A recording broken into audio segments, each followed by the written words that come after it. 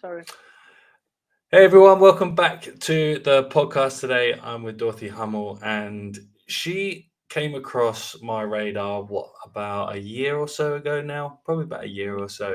And she does some amazing work, which if you sit tight and listen, and this whole episode is actually gonna blow your mind. So we're just gonna get straight into it. So thanks for coming on today.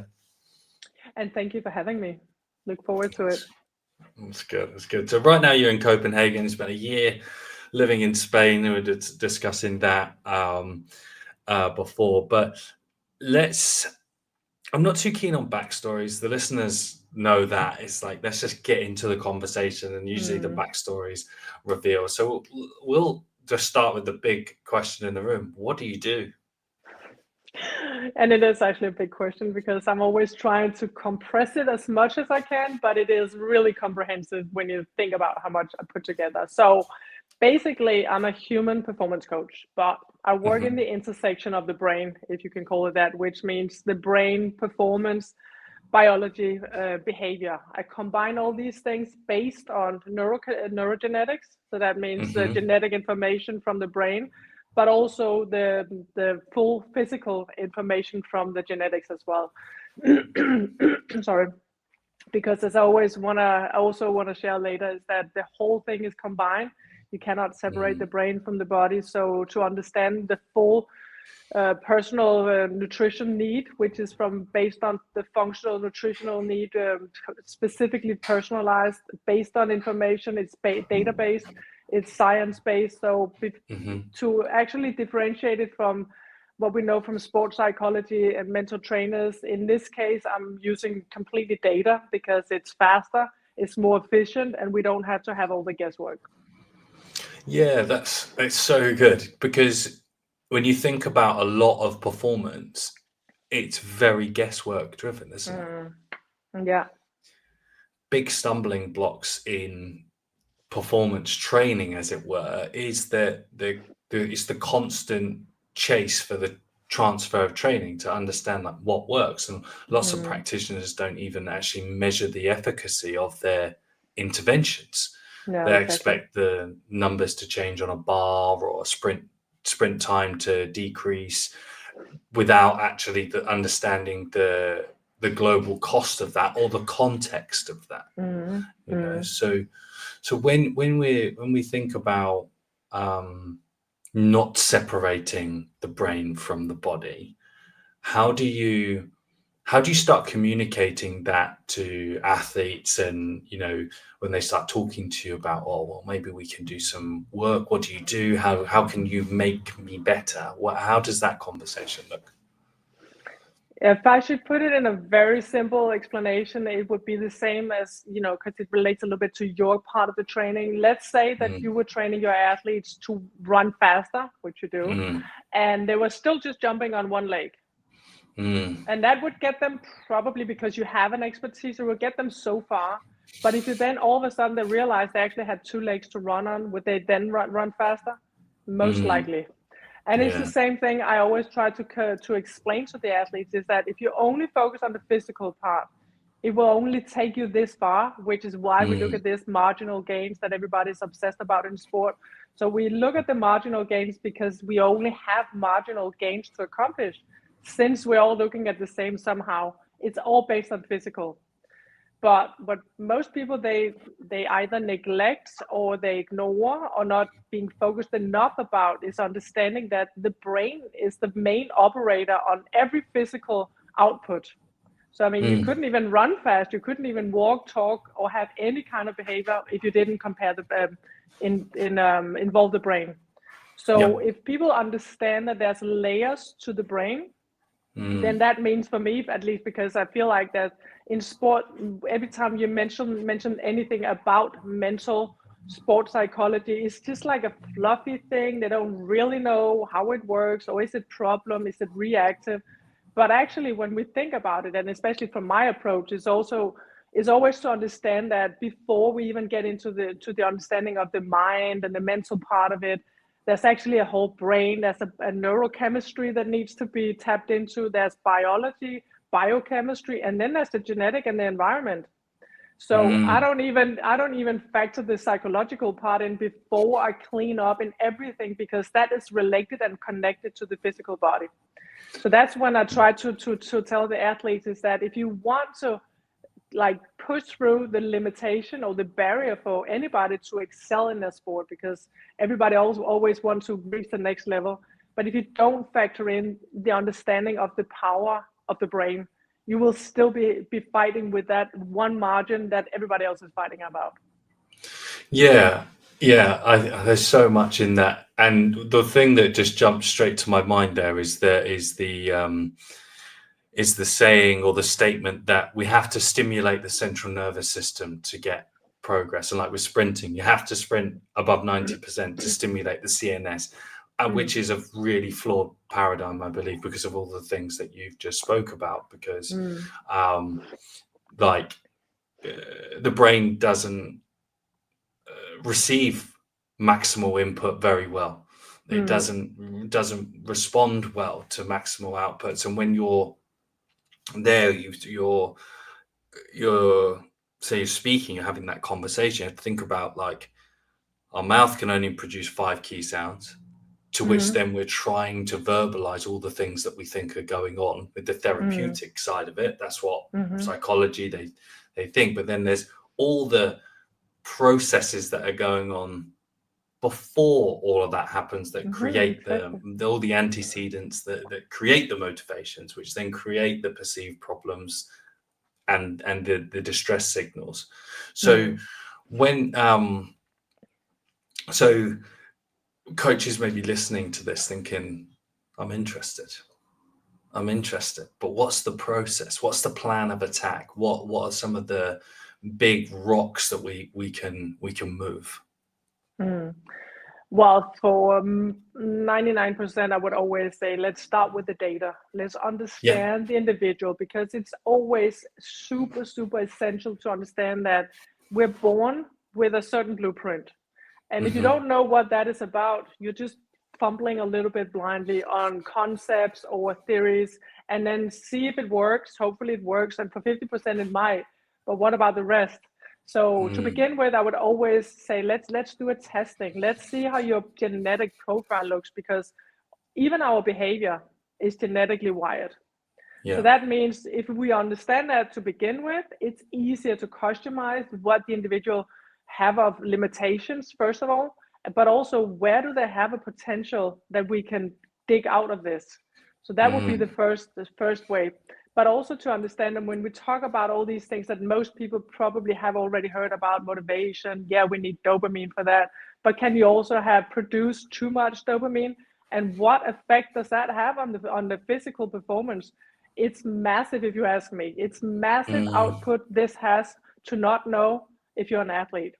Because all the things that individuals usually struggle with, you will probably also see some people that you can accelerate them within no time. And then there will be other people, for some reason, putting the same work and effort into it, and still they're not really progressing. And that could be due to some simple basic nutrients that for some reason they're not capable of breaking these things down. And then we're back to, which I'm not going to go into the deep level of it, but that's based on genetics and biochemistry. How well do we break down things in order for us to either improve or decrease some of these different hormones we have? For instance, stress hormones, it could be one thing, but also to actually methylate all these nutrients that we need in order for us to be performing at a highest level that's possible. And until we know that, it's harder for us to actually build anything around that. So that would be my starting point, no matter who you are, to let's see the data and then build something from that. And within that would be, let's balance everything, because as soon as you have an ongoing circulation of biochemistry communicating well, being sure that you have access to the right nutrients, but also the right chemicals, then from that, we can actually, it's a little bit like increasing the brain plasticity, the brain understanding for adapting these different behaviors. And then you can add in whatever would be necessary for the individual for coping mechanisms or even strategies that they can work from. But it's almost impossible for someone to work on a cognitive program unless they have understanding of how the neurochemicals work, and it's individual. So that's why I always say to people that, yeah, we could go from a model or a theory, but it will probably only hit 50% of the people you're talking to.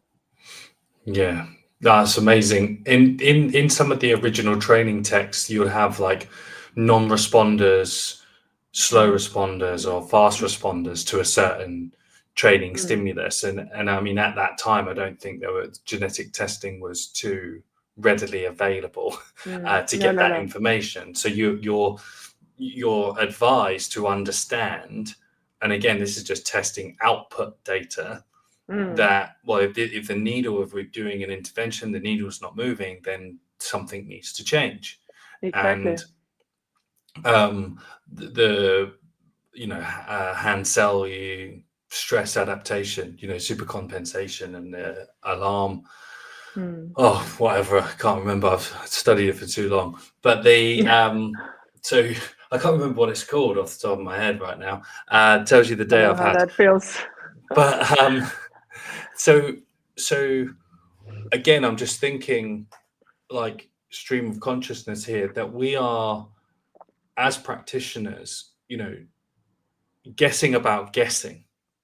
And it's obviously a multi-layered approach, and not necessarily understanding, especially as physical performance staff who are undervalued largely in many professional fields, that there's such a low degree of accuracy of what we can actually do. And that's kind of where what you're talking about really starts to step in. I remember years ago that when, what's that company, DNA Fit came on the cards. Have you heard of them? Yeah. And probably. they came into the team I was working with, and the players were like, "Oh, you're free. You can have as many tests as you like." And like the little prick of blood, and the club just blackballed it. They were like, "No chance are we giving 50 professional athletes data away for free, not knowing what it's being tested, used for, or coming back." And I think they're only testing for about 200 markers. And when we consider, I think we've spoke about it before, some of the stuff that you look at, how many markers are you screening for when you start collecting data? Oh my goodness, it's more than 500. So obviously technology has also evolved, of course. And I also want to actually add on to that, what you just mentioned, because I have had a lot of athletes who came back and said, yeah, but I did that genetic testing. And it's not to emphasize or even, do any advertising for any specific company, because the point I want to make about it is that you can have tons of tests, but if you don't know to apply it and also combine it, which is also, I think, probably that I'm, for now at least, the only one that I can, until I get surprised about somebody else doing it. But since that you can combine it, but also understand the interconnectedness, which is for me absolutely essential to understand that if you isolate genes, for instance, and then just look for the speed gene, for instance, the ACTN3, which could be relevant for you. But then again, if you also then don't have the understanding of, let's say, how do you metabolize the cortisol, and how is your methylation working? So that gene is not necessarily going to be as effective as you thought, because you haven't looked at everything else. So that would also affect the dopamine production, for instance, or lack of dopamine in the given performance. So for me, I think you can test, from here to New Year, and then you will still not necessarily understand how to get the right information out of it if you don't understand how to connect these things. And that's also why when people think about, why would you need a urine testing, for instance, to see my cells when you do mental training?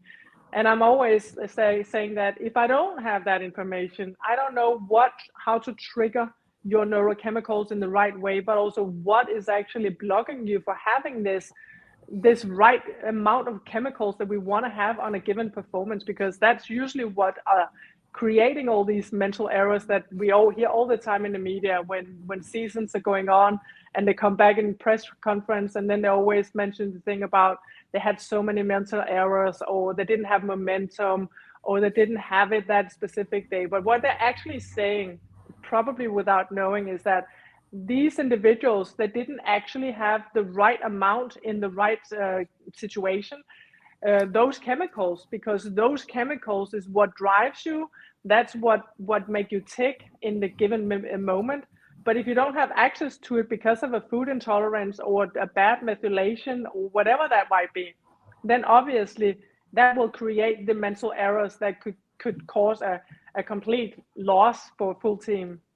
So it's about understanding that it would be brilliant to just do one test, get one result, and then just follow that. But the problem with sport today is also that we have a tendency of isolating things. So when especially for teams, for instance, you would know that. Then there's a physiotherapist who just look at this specific symptom, which is usually more the reactive. There could be some preventive, and then there's the nutritionist who look at the sports nutrition in that relation. But nobody actually, combine all these things. But when you think about what you just said, the nervous system is the biochemistry, and the biochemistry is a communication to the neurochemistry. That means the brain is operating the whole nervous system. So if we don't look at these things in combination, I still believe, probably also from my experience, I believe that instead of we always keep focusing on the marginal gains, I do believe most athletes are missing out of at least 10%, which I call a major gain, by not understanding this whole thing about the chemistry, the individuality, and then the brain power behind it. Yeah, you put it together so eloquently. Oh, I'm glad you say that. So you've used the term methylate a few times. So could you kind of explain what that is? Yeah, because basically it's a pretty hard to explain biochemical process, but to put it pretty simple, because I try to convert it so it's understandable for most people. So if you were to compare it as when we dig up oil from the soil, but you don't want to put it directly into a vehicle, so it has to be converted and transformed to something, and then it's usable. That process goes on in the brain as well. I mean, in the body as well. So that means when we eat a certain kind of food, then there would be some necessary accessible nutrients, or it could be all the stress hormones. But we want to break them down so it's not floating in the system unused or unprocessed in the way that we actually have access to the cells. So that for us to have the right access to these things, and if you're on a genetic level has a bad methylation, then obviously those stress hormones, which could be adrenaline and norepinephrine and cortisol in particular. So that means for this individual who has those high level of cortisol, which most will during a game or a match, then that means that amount of cortisol on a longer period is not capable necessarily of being decreased in the proper way as it's supposed to do afterwards. And then there's a lot of mental things going on stress-wise in between the games. So that means you will end up having a chronic, like low grade of stress affecting you. And that obviously going forward would increase the likelihood of injuries, which is then also something we would be able to see on a genetic profile. So that's part of why methylation is so important to know on an individual level for sure. Yeah. So basically it's essentially like the combustible processes that either accept or reject these things, right? What is it? Any food that you eat is outside your body until your body chooses to use it, right? Exactly. Good term. Yeah. That makes perfect sense to me. So as you're talking, there's a couple of things that have really sprung to mind. Following on from that last point, like I think the performance management profession does a terrible job of managing athlete readiness. When I first started working in professional sport, it was all about subjective wellness, checking the weight every day. You may do a jump test to see blah, de, blah, de, blah. And, you know, looking at GPS and, you can't swing too far. And, you know, there was some breakout research that was taken from cyclists from the Tour de France. You may have heard of like the acute chronic ratios. So then that got just thrown into team sport like it was gospel.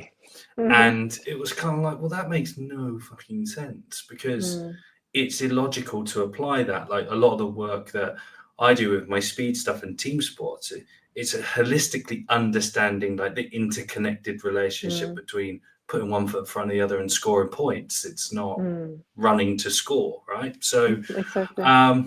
So I was just thinking there when you said how you know, managing these high stress environments. Do you think, right, that a professional athlete, like a player or anyone in any walk of life, right, can almost work too hard to try to recover and create more stress in their body? Absolutely. Because I was thinking like a rugby player, like in rugby, they'll be back squatting heavy weights at the end of the season to like maintain strength. They've played 30 plus games. That's not going to be the performance driver, is it really? Because it's a basic tool. So all of a sudden you've got all this constant input, and then you have to, you know, you have to compete, you have to manage your training load. And for anyone listening, I'm using lots of hyphenated air bubbles here. Yeah, me too. So the because like it's asserting a level of control via guesswork, but then what does that do to the athlete? They just their general performance actually decline, and I guess you have to achieve higher states of arousal to beat that week on week. So the gap is getting bigger, and then I guess that's when you break. Do you have any thoughts on that? Oh, a lot. Sort of. So first of all, actually to that, I think the biggest mistake that's probably have been focused on for many years in sport, which is the obsession about the sports data, obviously. So just to bring that in, because what we do look at, however much good data we have on that, which is obviously important because we want to measure the actual performance. So, but I think we also hit a limit for how much more can we probably by measuring improve by performance. So what I at least look at is everything that goes on in between the performance, because I think when you think of an athlete probably being active, let's say they're on the facility for whatever, what could that be, 4 to 6 hours a day, depending on sport, of course. But what is really going on is everything in between that. So that means you still have like 12, 16 hours plus that you're not on the performing facility. So by not understanding what is going on there on a physical, but also on a mental level, and what consequences does that affect the actual performance you're getting ready for. So when you said about the readiness and the performance, because I also hear a lot of teams they have tons of things that athletes they could go to for recovery. So that means they have a cold plunge, they have a hyperbaric chamber and everything, which is also nice fancy gear. And at the end of the day, it's just, you know, men with toys. So, but nobody actually look into when is the most efficient way to do this. What timing do you have to focus on? Do they focus on the acute recovery right after a given performance, for instance? Not in my experience, at least. And what is also going on in the preparation on the invisible hours, because so much is going on in between that actual performance where the athlete would be measured.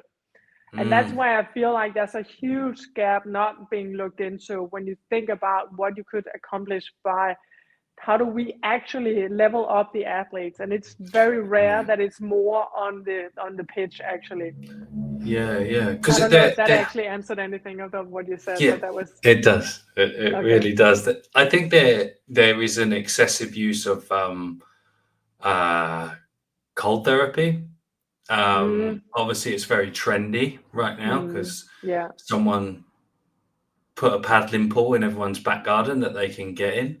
It's a very commercial thing, but Yeah. I think you have to look at things that almost like stand the test of time. And for example, like saunas, like they have stood the test of time for a good reason, because heat must do something very different to the brain and the body than cold. Yeah, absolutely.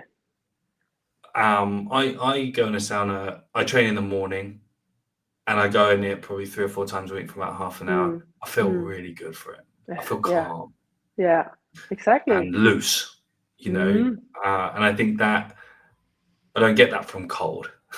I get like the complete opposite. It's not the same. Yeah, exactly. Yeah. So, I mean, from your experience with the athletes that you've worked with and stuff, have you modulated recovery tools Absolutely. based on what examples have you got? Well, first of all, some again genetically has a different need for specific recovery. So first of all, again, by knowing that, we know exactly that this individual might have a higher likelihood of injury. What would that look like? Who needs to know that information more than just the athlete? And also for them to add on something that would be some interventions that could be calming the nervous system, whether that could be sauna, it could be meditation, it could be breath work. But we have to again customize it to the individual, because like I keep emphasizing, we are individuals, we have individual needs. I cannot emphasize and stress that enough, to be honest, because again I hear that also, that now we do breath work, now we do this, and we just randomly throw around all these tools, and like something might be really good, but then again, if you have a low BDNF, you might have a really poor decision making or brain plasticity when you're under pressure.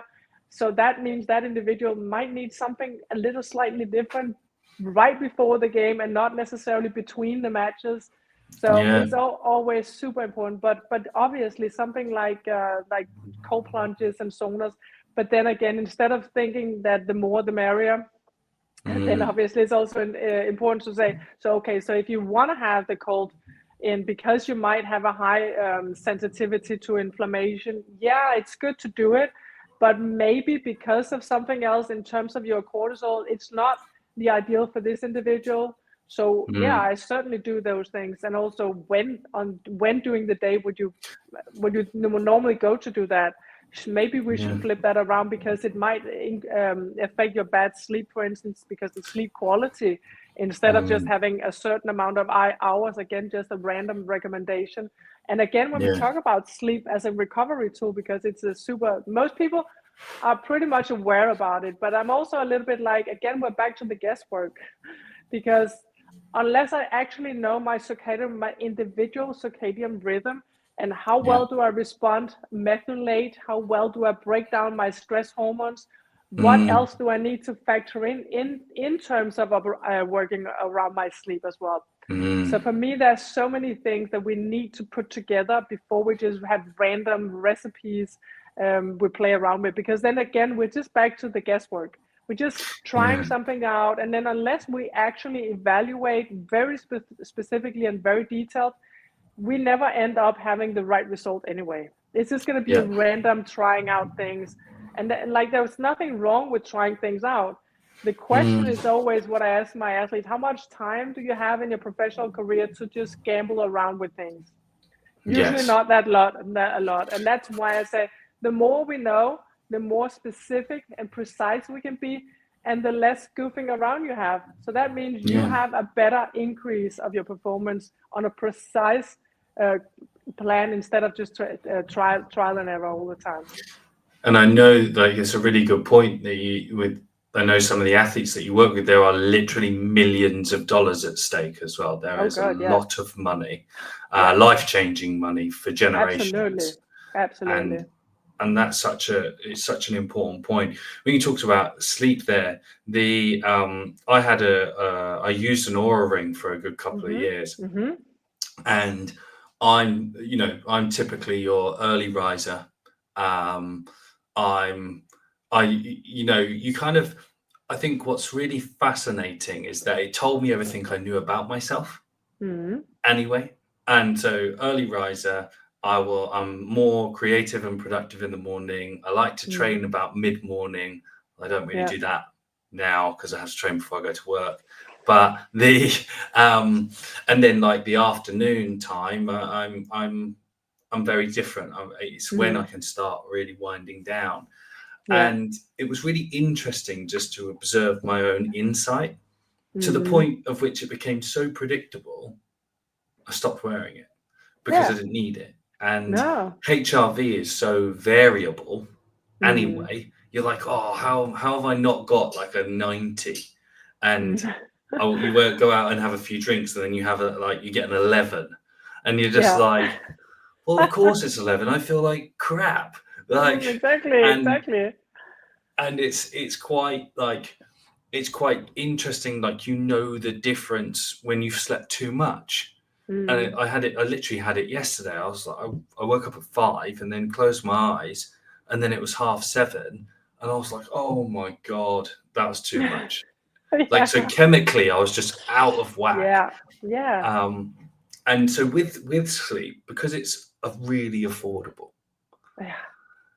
how do you on the individual basis, obviously we go back to the individual basis, but do you encourage, like, because I know you do yoga, you've got like yoga nidra, so it's like non-sleep rest activity which mimics that. Are there some like strategies that you've used that you've seen just like, oh wow, that's really obvious, very quick, very easy? Are there any specific like case studies that you said that you have around sleep, for example? Well, you mentioned yoga nidra, which is also one of my favorite for anybody. I use it every single day myself as my lunch break, sort of, because I have a tendency of having a pretty overactive brain until I tell it to be quiet.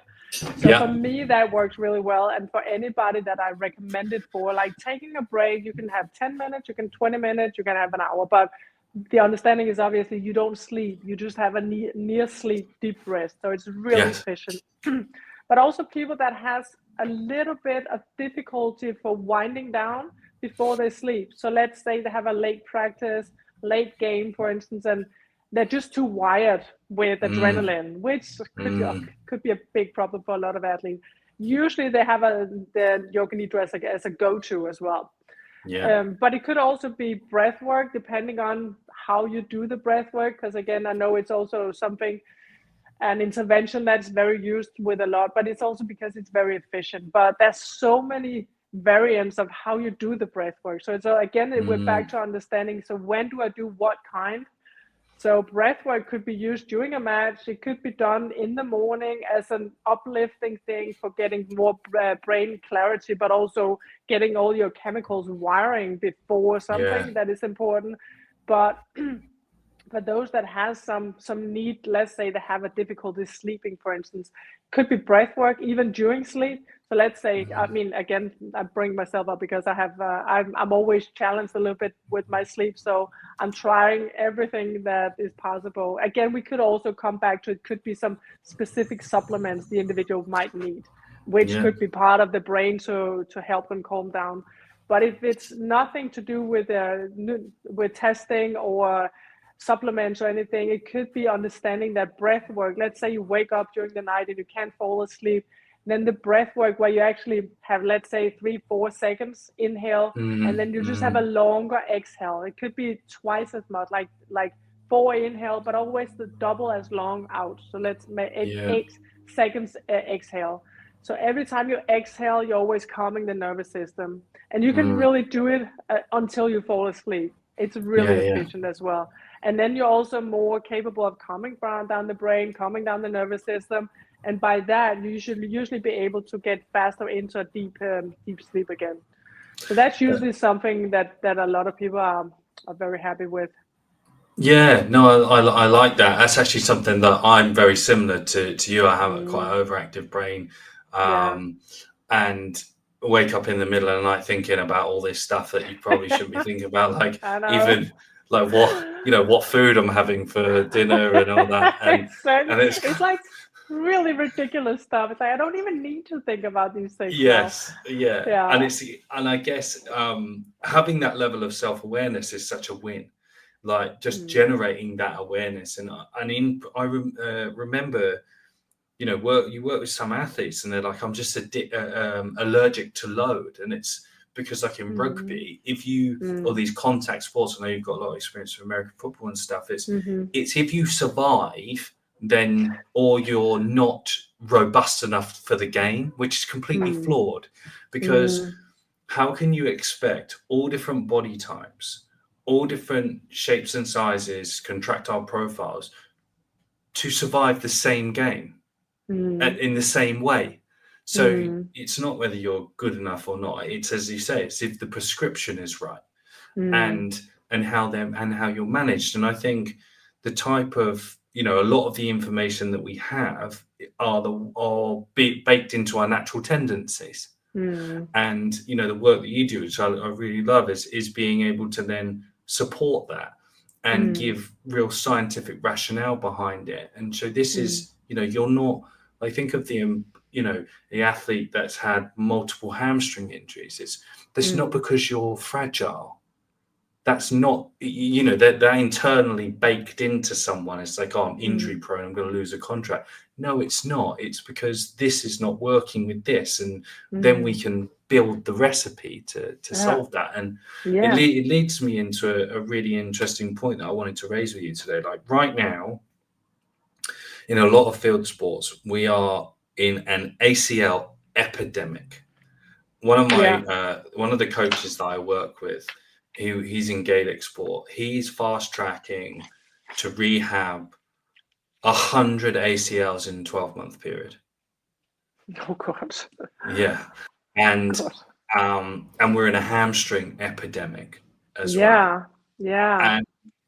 And that's not because we're not training. Like it's not. I No. don't think it's because athletes aren't doing enough gym work.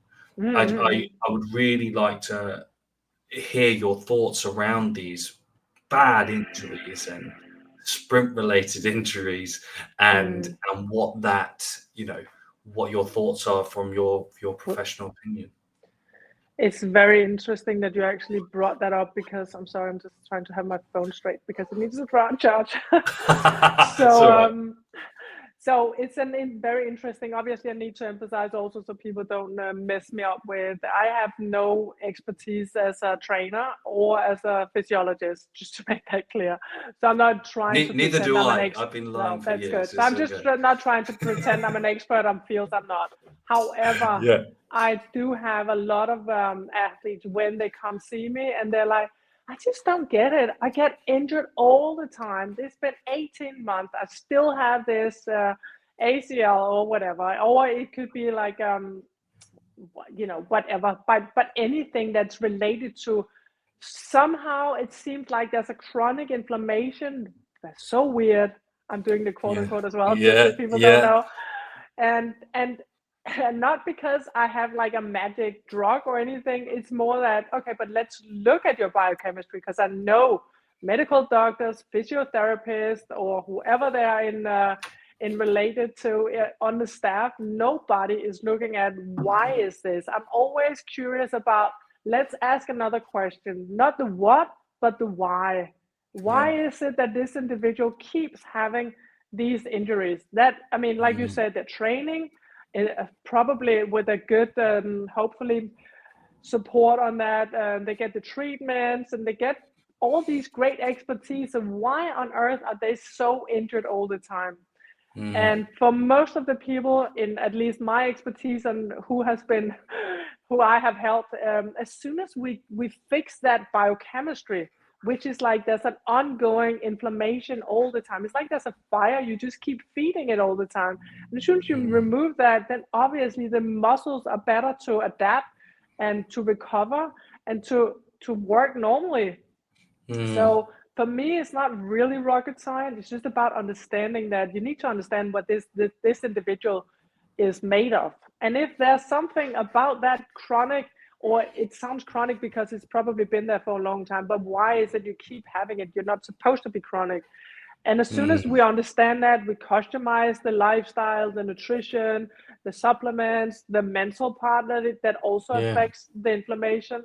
And as soon as we put that right plan in place, it's very, very often that, I mean, it's probably all the time, I see all of a sudden they don't have that prone to injury anymore.